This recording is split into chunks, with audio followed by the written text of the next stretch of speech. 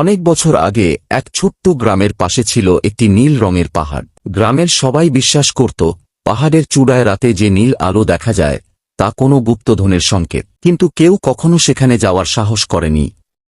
একদিন সাহসী কিশোর আরিফ ঠিক করল সে রহস্যের সমাধান করবে। রাতের অন্ধকারে সে পাহাড়ে উঠতে শুরু করল। যত উপরে উঠছিল নীল আলো তত উজ্জ্বল হচ্ছিল।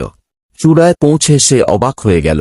সেখানে কোনো গুপ্তধন ছিল না, ছিল একটি বিশাল নীল বস্তু চাঁদের আলো পড়লে জ্বলে উঠত। হঠাৎ বস্তুটির ভিতর থেকে একটি কণ্ঠস্বর ভেসে এলো, আমি এই পাহাড়ের রক্ষক। শত বছর ধরে আমি মানুষের লোভ থেকে এই স্থানকে রক্ষা করছি।